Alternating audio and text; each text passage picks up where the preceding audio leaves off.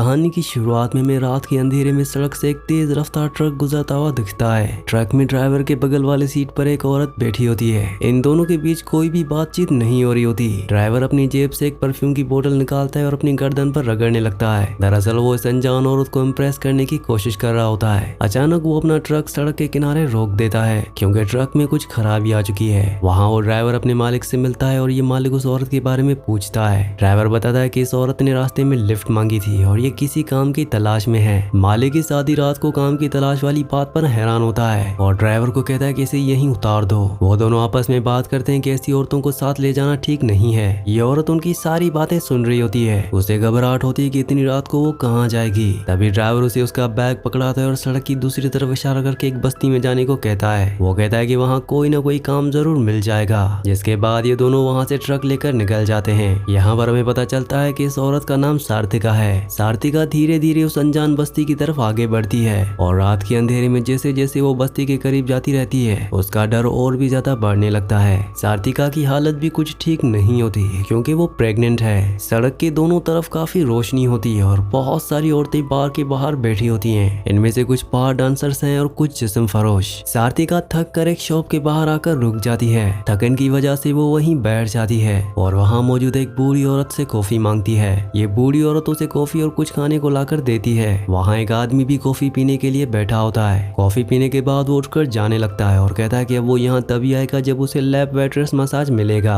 दरअसल coffee lab waitress एक ऐसा काम है जहाँ मर्द कॉफी पीता है और औरत उसकी गोद में बैठकर मसाज देती है। छोटे इलाकों में कस्टमर्स को अट्रैक्ट करने के लिए अक्सर ऐसा ही किया जाता है। अब क्योंकि इस बूढ़ी औरत की दुकान पर ऐसी कोई लड़की नहीं है इसीलिए यहाँ कोई कस्टमर नहीं आता। वो बूढ़ी औरत उस आदमी से कहती है कि अगर वो चाहे तो वो उसे मसाज दे सकती है पर वो आदमी वहाँ से चला जाता है। इस बूढ़ी औरत का नाम माया है और रात अब काफी ज्यादा हो चुकी है। माया अपनी दुकान बंद करके अपने घर जाने लगती है लेकिन सार्थिका थकन की वजह से वहीं सो जाती है। माया उसे नींद से उठाती और वहां से जाने को कहती है क्योंकि उसे भी अपने घर जाना है। लेकिन सार्थिका अनजान जगह पर परेशान होती है और माया को बताती है कि वो काम की तलाश में है। वो कहती है कि वो कोई भी काम कर सकती है पर माया को लगता है कि इस हालत में वो कोई काम नहीं कर पाएगी। फिर भी माया सार्थिका को अपने घर ले जाने लगती है। रास्ते में माया की पहचान की एक औरत मिलती है जो बार के बाहर कुछ बेच रही होती है। माया सार्थिका को उसे मिलवाती है। माया का घर ज्यादा बड़ा नहीं होता, वहाँ सिर्फ 2 लोग रहते हैं, माया और उसका बूढ़ा हस्बैंड। माया अपने हस्बैंड को बिस्तर से उठाकर नीचे सोने को कहती है क्योंकि अब से सार्थिका यहाँ पर रहेगी। उस बूढ़े आदमी को देखकर सार्थिका थोड़ा घबरा जाती है जिस पर माया उसे यकीन दिलाती है कि इस आदमी से कोई खतरा नहीं है। अगली सुबह जब माया सवाल करती है तो सार्थिका बताती है कि वो एक दूर गाँव से आई है जहाँ सिर्फ उसकी माँ रहती है। वो अपने पास्ट के बारे में और कुछ नहीं बताती।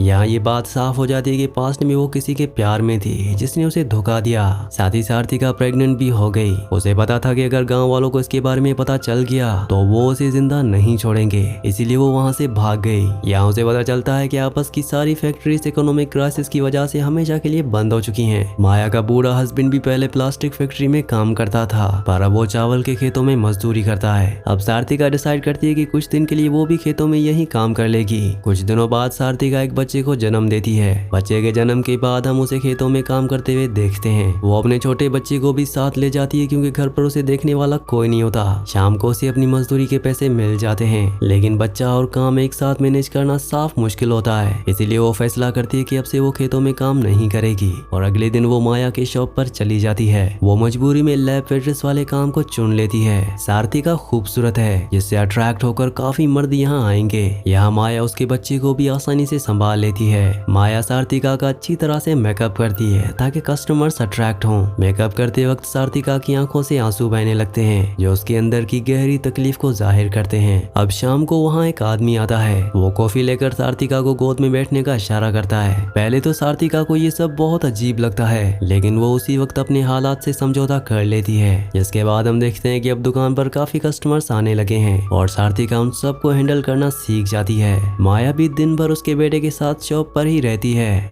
अगले सीन हम एक आदमी को देखते हैं जिसका नाम हादी है। हादी और उसका दोस्त जियांग फिश मार्केट से मछलियां उठाते हैं और ट्रक में लोड करके मार्केट तक पहुंचाते हैं। एक शाम मार्केट से वापस आते वक्त रात हो जाती है और दोनों उसी दुकान पर कॉफी पीने के लिए रुकते हैं। वहाँ हादी की नजर सार्तिका पर पड़ती है और वो उस मासूम चेहरे को देखता ही रह जाता है। जियांग सार्तिका को अपनी गोद में बैठने को कहता है। ये देखकर हादी थोड़ा दूर चला जाता है क्योंकि उसे देखकर सार्तिका थोड़ा घबरा रही थी। तभी सार्तिका का बेटा बायू बाहर आ जाता है और सार्तिका उसे लेकर अंदर चली जाती है। रात को सभी वहाँ से चले जाते हैं लेकिन हादी और जियांग अभी भी वहाँ मौजूद होते हैं। हादी बाहर खड़ा होता है और उसकी नजर खिड़की पर पड़ती है जहाँ सार्तिका उसे ही देख रही होती है। थोड़ी देर तक दोनों एक दूसरे की तरफ देखते रहते हैं। हादी जियांग को कुछ बची हुई मछलियां माया को देने को कहता है। माया पैसे ना होने की वजह से मना करती है लेकिन जियांग बताता है कि ये फ्री हैं, जिससे माया बहुत खुश हो जाती है। अगली सुबह माया और सार्तिका इस आदमी हादी के बारे में बात करती हैं। माया बताती है कि उसके हाथ में कोई वेडिंग रिंग नहीं थी। सार्तिका उसकी बातों पर कोई रिएक्शन नहीं देती। जिसके बाद हम देखते हैं कि सार्तिका रात देर तक काम करती है ताकि बॉयू को स्कूल में भेज सके। अब हर रात वो हादी का इंतजार करती है लेकिन कुछ दिनों तक हादी वहाँ नहीं आता और एक दिन शाम होने से पहले ही वो दुकान पर आ जाता है और उस पर उसके साथ एक और लड़का यूना भी आता है। आज सार्तिका पहली बार हादी के करीब जाकर बैठती है। दोनों के बीच कोई बात नहीं होती, बस हादी उसके चेहरे को देखता रहता है। जिसके बाद सार्तिका उठकर अंदर चली जाती है। शाम को जब वो बाहर आती है तो देखती है कि हादी वहीं पर ही बैठा है। अब दोनों के बीच बातें शुरू हो जाती हैं। आज वो फिर से उसके लिए मछलियां लाता है। पहली मुलाकात में ही दोनों एक दूसरे के हो जाते हैं और इन्हें एक दूसरे के पास जानने में कोई इंटरेस्ट नहीं होता। अगले दिन बायू स्कूल जाने के लिए तैयार होता है क्योंकि आज सार्तिका उसका एडमिशन करवाने जा रही है लेकिन वहाँ पहुंचकर पता चलता है कि बिना फादर के नाम के उसे किसी हाल में एडमिशन नहीं मिल सकता। सार्तिका के पास कोई डॉक्यूमेंट प्रूफ भी नहीं होता। बायू जिसके दिल में कभी फादर का ख्याल नहीं आता था वो भी आज सोच में पड़ जाता है। यूना उसे बताता है कि शायद हादी उसका असली फादर है। अब बायू को भी यही सच लगने लगता है। बायू सोचता है कि वरना इस तरह से कोई मुफ्त में मछलियां क्यों ला कर देगा।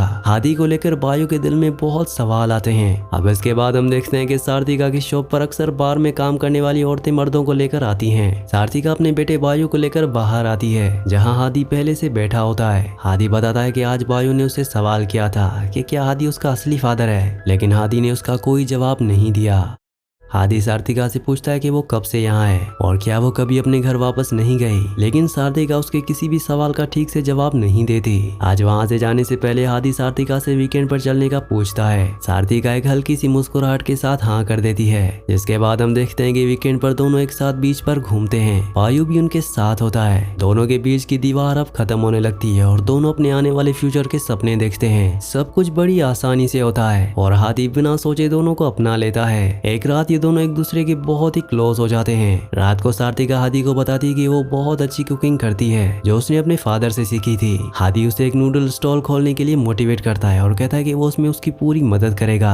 बातों ही बातों में सार्तिका उसकी वाइफ के बारे में पूछ लेती है। हादी इस सवाल का बहुत घुमा फिरा कर जवाब देता है। अब इसके बाद हम देखते हैं कि दोनों अपनी नई जिंदगी शुरू करने के लिए नए घर जाते हैं जो हादी ने खरीदा है। जाते वक्त सार्तिका काफी इमोशनल हो जाती है क्योंकि उसने माया के साथ सालों का वक्त बिताया था। माया और उसका बूढ़ा हस्बैंड सार्तिका के जाने से पूरी तरह टूट जाते हैं क्योंकि उनकी अपनी कोई औलाद नहीं थी। माया अपने आंसू छुपाने के लिए अंदर चली जाती है पर उसका हस्बैंड उन्हें जाते हुए देखता रहता है। नया घर ज्यादा बड़ा नहीं होता लेकिन इनके लिए काफी है। वो दोनों घर का एक एक कोना अपने हाथों से सजाते हैं। सार्तिका एक बहुत खुशहाल जिंदगी जी रही होती है। हादी पैसे देकर जाली डॉक्यूमेंट्स भी बनवा लेता है जिससे बायू को एडमिशन हो जाता है। जब सार्तिका बायू को पहली बार क्लास में बैठे हुए देखती है तो उसे एक अलग ही खुशी महसूस होती है। लेकिन ये कहानी अचानक एक अजीब मोड़ ले लेती है। एक शाम हादी रोज की तरह काम के लिए अपनी गाड़ी लेकर निकलता है। सार्तिका उसे जाते हुए देखती है तो उसके अंदर एक अजीब सी घबराहट होती है। कई दिन गुजर जाते हैं लेकिन हादी लौटकर वापस घर नहीं आता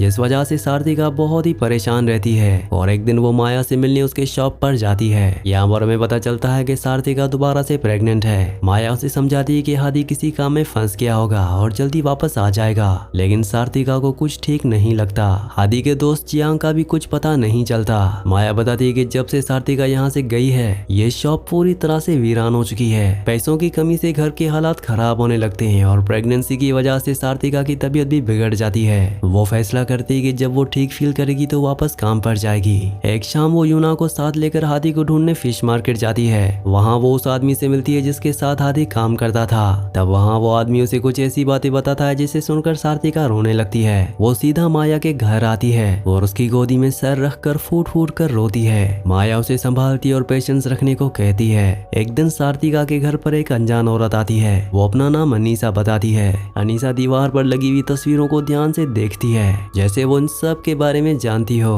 दरअसल ये हादी की असली वाइफ है, जो सऊदी अरेबिया में काम करती थी और पैसे हादी को भेजती थी, लेकिन हादी ने वो सारे पैसे इन सब चीजों पर खर्च कर दिए थे।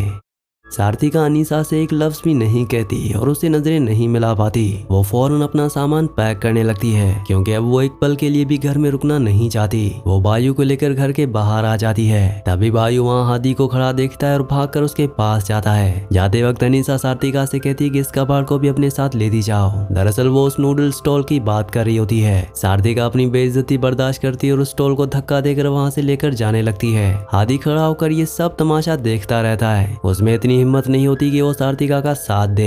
बायू इस उम्मीद में हादी को देखता है कि वो उसकी मदद करेगा, लेकिन हादी खामोशी खड़ा रहता है। सार्तिका हादी की तरफ एक बार भी नहीं देखती, क्योंकि अब सब कुछ हमेशा के लिए खत्म हो चुका था। यहाँ हम देखते हैं कि सार्तिका ने मजबूरी में घर चलाने के लिए बार गर्ल का काम चुन लिया है। वो दोबारा से प्रेग्नेंट है और 2 लड़कियों से बार के लिए सजा रही होती हैं। सार्तिका अंदर से पूरी तरह टूट चुकी है। बायू भी अब उदास रहने लगता है, क्योंकि ये उसकी जिंदगी का सबसे बड़ा बदलाव था। सार्तिका हमेशा नूडल स्टॉल शुरू करने का सोचती है, पर पैसे ना होने की वजह से कर नहीं पाती।